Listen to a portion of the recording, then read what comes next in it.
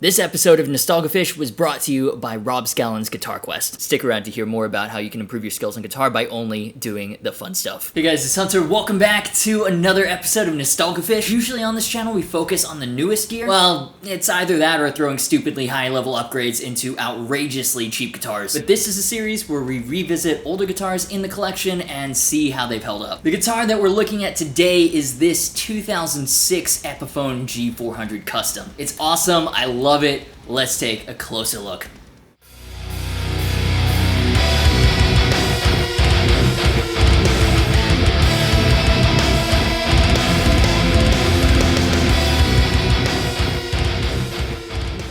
So this G400 Custom, this was like the first serious guitar that I bought with my own money. By serious, I mean this was the first guitar I bought when I realized I wanted to take guitar seriously. There were a few years between then and now where I didn't, but that's a different story for a different time. When I bought it, I was living in China at the time, tutored English for a summer, saved up all my money, and bought this sight unseen from, I believe it was a music123.com exclusive. You could still buy a G400 Custom from other retailers, but not in this alpine white color with the Maestro Vibrola. Now, if you're wondering why it has all this Les Paul Custom branding all over it, no, it's not because I'm a massive fan of single cuts and wished my SG was a Les Paul. This is Epiphone's tribute to the original SG that was introduced in 1961 as the new Les Paul Custom. The redesign was done without Les Paul's knowledge, and he actually hated it, so yeah, it became the SG. But when it was first introduced, it was the Les Paul Custom. This version was made in 2006 out of South Korea. As you can see, poly doesn't age like nitro, there's no checking or discoloring, so the body is still that alpine white color, and the pick guard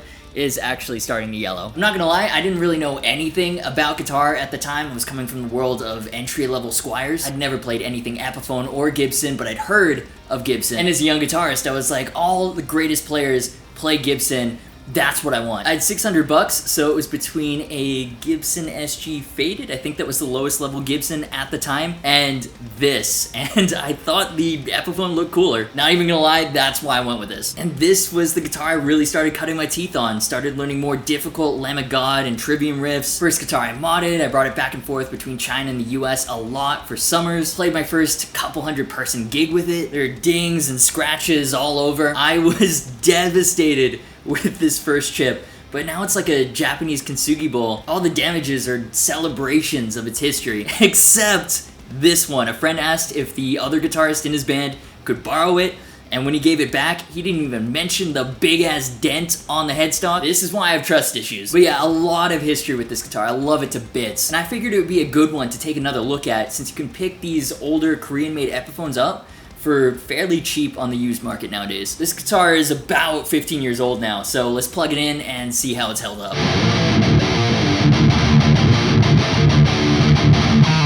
Oh, so I forgot that I did this. Yeah, so I hate how the gloss is super thick on a lot of import guitars. Epiphone and PRS-SE are generally pretty guilty of this. They just lather on the poly. So I've sanded off a ton of the finish on the back of the neck and it feels much better. Man, I haven't played this guitar in a while. It's super dusty. The hardware is starting to tarnish. It looks super cool.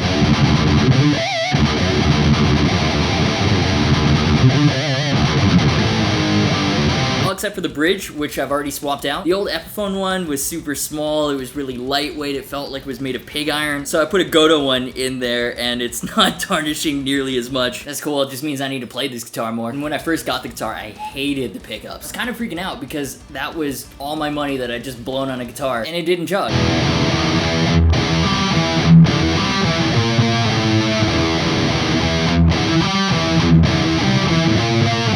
I put a JB in the bridge position. It was okay. Now I've got a custom Buddha Shark Bite set. It's basically the Seymour Duncan Black Winter set, but with aged gold covers. That's something Seymour Duncan doesn't do, and in the middle position, I've got a Seymour Duncan Fat Cat. It's basically a humbucker size P90. This has a chrome cover because it was cheaper, and I couldn't afford the one with a gold cover.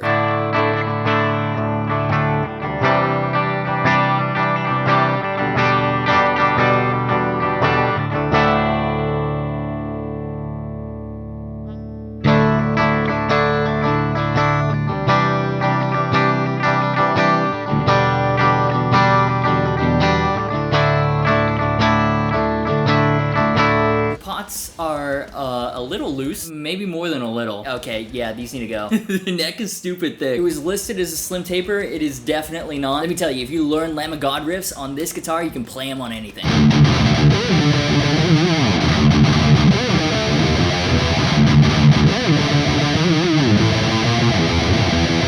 It's like learning to drive in a developing country. You can drive anywhere now. I do love the feel of this neck though. This is why I have such a hard time adapting to like Ibanez style guitars. A nice chunky neck, a 12-inch fingerboard radius. This is what I learned to play everything on. The slim necks and flat fingerboards, it just doesn't feel right. Something else about the neck, since it was made in Korea and not in Epiphone's Qingdao facility, it doesn't have that weird D profile. This is a proper rounded neck, so that's really cool. And it's a big reason why this is still to this day one of my favorite Epiphones.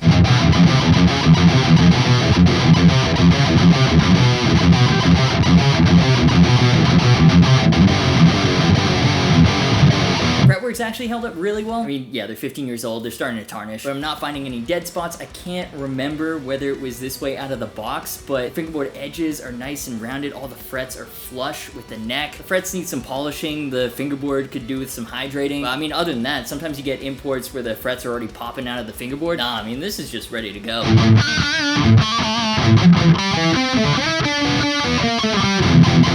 Epiphone was throwing Grovers on things even back in 2006, but only on like the higher level ones. It's not like nowadays with the Inspired by Gibsons where you've got Grovers standard across the line. That just wasn't a thing, and this nut is definitely not Graphtec. It's pretty trash. There is a lot of string slippage happening right now. Alright, so honestly, this has held up really well. I'm actually quite surprised. It's been a while since I played it. The neck and fretwork especially, but it can definitely be better. So, what I'm gonna do is I'm going to rehydrate the fretboard, polish the frets, replace this piece of nut. I mean, tuning stability is never safe with the Maestro Vibrola, but at least with the Graphtec we can get rid of the string slippage.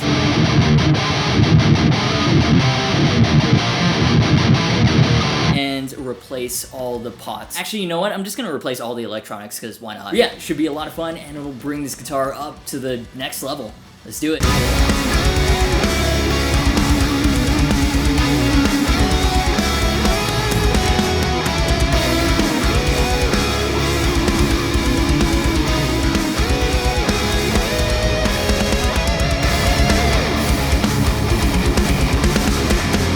Yeah, so this is my first attempt at a DIY wiring mod. As you can see, not the cleanest, so not much has changed. Yeah, you can see there's a lot of solder scarring. These pots are also in really bad shape. Switch 2, if you can see that. So yeah, basically all this has to go, and we're gonna replace this with a brand new assembly. Really dumb story about this, by the way. I remember I got a really cheap soldering iron because I wanted to try to wire in new pickups, and it was an absolute blast. It was me and my friend trying to solder in new pickups, and we ended up just soldering a fork to the window frame instead for absolutely no reason. I have no idea why we did that. Absolutely no reason whatsoever. Yeah, just working on this guitar, there's so many dumb memories like that. Right, Pringle? And if we're being sentimental, it's kind of like revisiting key milestones from my guitar journey. And so at this point, if you're feeling left out, don't. Because experiencing key milestones on your guitar journey is exactly what Rob Scallon's GuitarQuest course captures. Hey, it's today's sponsor. Well, also, I mean, it's Rob Scallon. The dude is just one of the best metal YouTubers of all time. I would say guitar YouTubers, but he's played metal on a harp, a theremin, even a shovel, Slayer on a banjo. Love that guy. Easily one of my favorite YouTube musicians. Anyway, so GuitarQuest is a beginner-focused lesson course, but don't let that stop you from trying. It's not so much a class as it is a game. 9 levels of challenges of only the fun stuff about the guitar, the jam session, playing a gig, the music video shoot, selling out, even a final boss battle. And the reason this approach appeals to me is it's kind of a more guided way for how I learn guitar, and that's just doing the cool stuff. So if you've tried the theory and exercise way and it's just not working, or if you already play the guitar and just want to have some fun, check it out at guitario.com/Agufish. If you use the link, right now it's 40% off, and they've got a 90-day money-back guarantee if for some reason you don't like it. Realistically, you might be able to finish GuitarQuest in less than 90 days if you want to be that way about it. guitario.com/Agufish. Rob Scallon, GuitarQuest. Improve your playing by only doing the fun stuff. That's really cool. You know what else is really cool though? Actually finishing projects you started on. So let's get back to this guitar. Next step with this guitar, let's strip out all the electronics.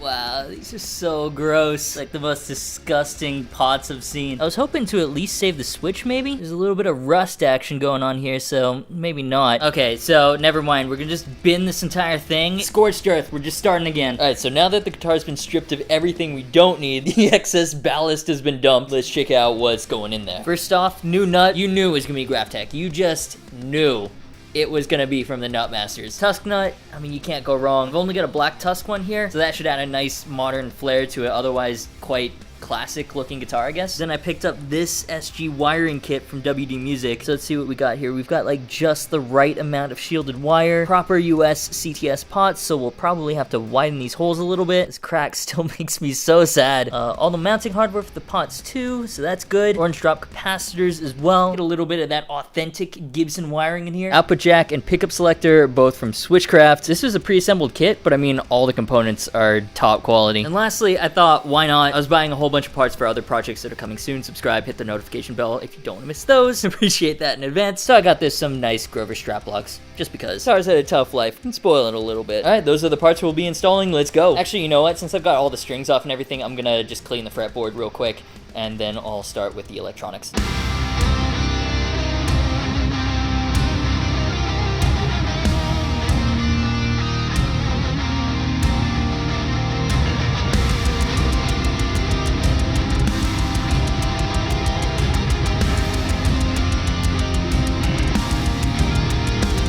Alright, so as usual, Seymour Duncan to the rescue. Their wiring diagrams are god tier. So they don't have exactly what I'm looking for, but this is a good starting point. The only difference is, rather than a middle humbucker, I'm using a Fat Cat. But since it's only got 2 wires, it should be easy enough to swap in. Got my template ready to go.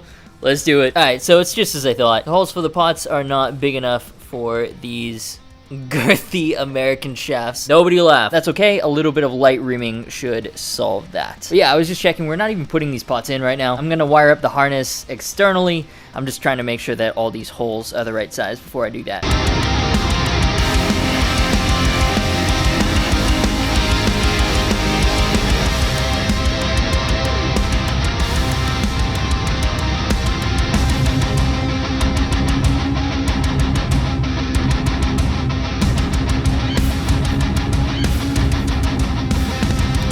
Yo! Okay, I know it's not like pro level or anything, but like compared to my normal IED style wiring, this isn't bad. That's the sound of everybody unsubscribing because the channel's too professional now. Decent, as the British would say. Okay, let's drop this in and hook up the pickup.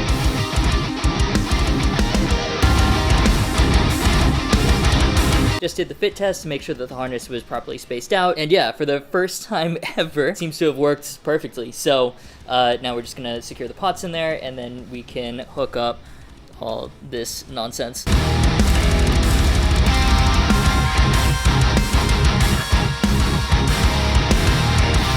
Oh yeah, I forgot about this. So I was removing all the pickup covers to figure out which wire was attached to which pickup. And when I bought this off of eBay, somebody had cut the braided wire lead super short. So I ended up janking it up and basically attaching 2 wires, one to the braided shield, the grounds, and the other to the hot. Honestly, I could probably solder together some more braided wire and make this look more presentable. But as I said, this is a Japanese consumable. All the cracks, all the jankiness, that's part of the history. So I'm gonna leave it as is. But yeah, just thought it would be funny to share. Even though the wiring looks much better this time compared to the other mod projects I've done on the channel, don't worry, I still have a reputation and a brand to maintain. There's still some hidden jankiness behind the scenes.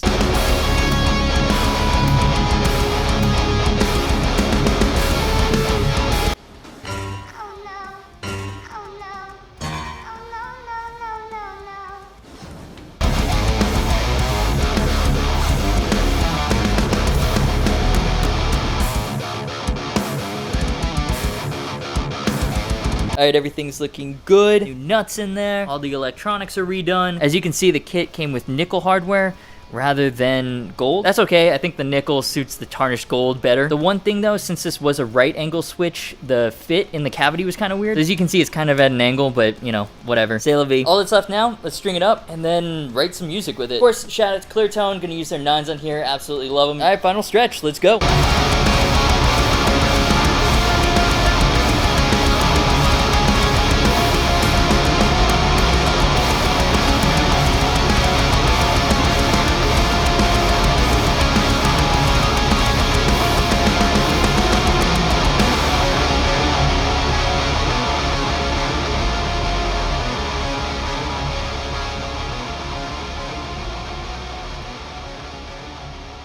Alright, cool, everything's done. It's actually looking real nice with the aged white switch tip too. Forgot what this was called for a second. Obviously, I'm gonna do something about this. Just like the last NOSTALgufish, working on this has brought back a lot of memories. Probably like a lot of you guys, I've got a ton of unfinished GarageBand projects from like 5 years ago, 10 years ago. I did it with the Bullet Strat. I think it would be fun to do with this one too. I'm gonna go back and see if I can finally finish one of them and make something good out of it. So I'll see you back here for that, and then we'll wrap this whole video up. Oh wait, I nearly forgot. Strap locks, right, let's install these now.